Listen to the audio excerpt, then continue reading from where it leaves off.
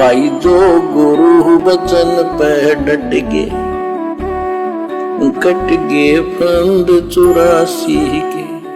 कबीर गुरु गोविंद दोनों खड़े किसके लागू पाए, और बलिहारी गुरु आपने गोविंद दिया मिलाए।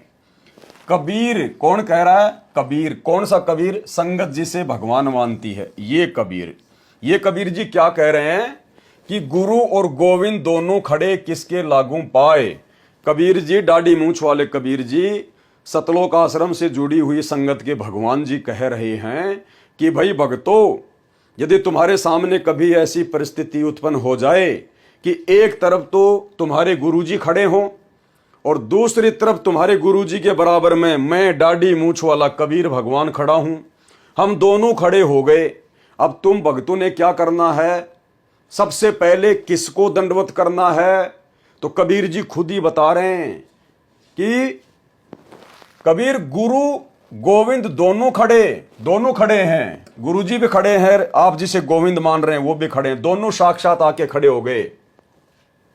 किसके लागू पाए, किसके पैर छूं, किसको दंडवत प्रणाम करूं? बलिहारी गुरु अपना गोविंद दिया मिलाए। ये कबीर जी स्वयं ही उत्तर दे रहे हैं कि नालायको, अपने गुरुजी को ही दंडवत करना, अपने गुरुजी को ही सिजदा करना। अगर मुझे दंडवत कर लिया, दंडवत करना तो बहुत दूर की बात है, अगर तुमने अपने गुरुजी के अलावा मेरी तरफ आंख उठाकर भी देख लिया, दंडवत करने के भाव से अगर आंख उठा के भी देख लिया, मेरी तरफ ध्यान भी कर लिया, तो नरक में जाके गिरेगा। नरक में तुझे बचाने वाला कोई नहीं है।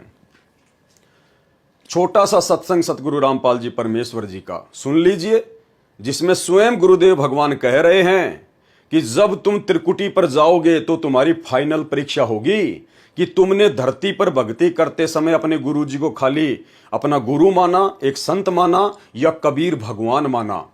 तो त्रिकुटी पर जब तुम जाओगे तो तुम्हारी परीक्षा होगी। और मान लो त्रिकुटी पर गुरुजी और कबीर परमात्मा दोनों आके खड़े हो गए, तो सतगुरु रामपाल जी परमेश्वर जी कह रहे हैं कि आपने केवल अपने गुरुजी को ही दंडवत प्रणाम करना है।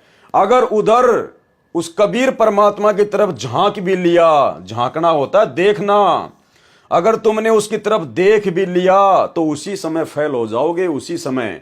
और आगे गुरुजी कह रहे हैं यहां भी ऐसा ही है, यानी त्रिकुटी पर तो होगा ही होगा, इस धरती पर भी वर्तमान में ऐसा ही तुमने करना है, यहां भी ऐसा ही है। इसको दंडवत प्रणाम नहीं करना, इसको भगवान नहीं मानना। ये छोटा सा सत्संग 1 मिनट का सुन लीजिए और आंखें बंद है तो खोल लीजिए, समय बहुत थोड़ा बचा है। गुरु को भगवान मान लीजिए या फिर नरक लोक जाने की तैयारी कर लीजिए। गुरु और गोविंद दोनों खड़े, वहां मान लीजिए परमात्मा दोनों रूप बना के खड़ा हो जा, एक दास का रूप और दूसरा अपना ओरिजिनल रूप। तो कहते हैं वहां भी परीक्षा होगी किसके लागू पाए। सबसे पहले कहते बलिहारी गुरु अपना, जिन गोविंद दियो मिलाए। अपने गुरुजी के ही चरणों में गिरना, वहां पर परमात्मा की तरफ अगर झांक भी लिया उधर साथ होगी तो वो रिजेक्ट करेंगे आपको। यहां भी ऐसा ही होगा, तो वहां गुरुजी के ही चरणों में समर्पित होना है तो भगवान प्रसन्न। तो भाई और बहनों, वीडियो आपने सुन लिया, मन में शंका की कोई जगह नहीं रहनी चाहिए। कबीर गुरु गोविंद दोनों खड़े किसके लागू पाए, और बलिहारी गुरु आपना गोविंद दिया मिलाए। सरलार्थ, यदि गुरु तथा परमात्मा दोनों साथ साथ खड़े हों तो किसके पैरों लगोगे, किसको दंडवत करोगे? यह प्रश्न है।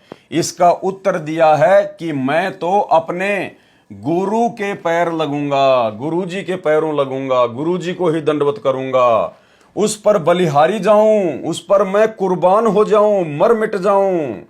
जिन्होंने परमात्मा मिला दिया, अर्थात जिन्होंने मुझे पूर्ण मोक्ष की भक्ति दे दी, मुझे मोक्ष मार्ग दिखा दिया, मुक्ति का मार्ग दिखा दिया। भाई जो गुरु बचन पे डट गे, कट गे फंद 84 के, कट गे फंद 84 के, कट गे फंद 84 के।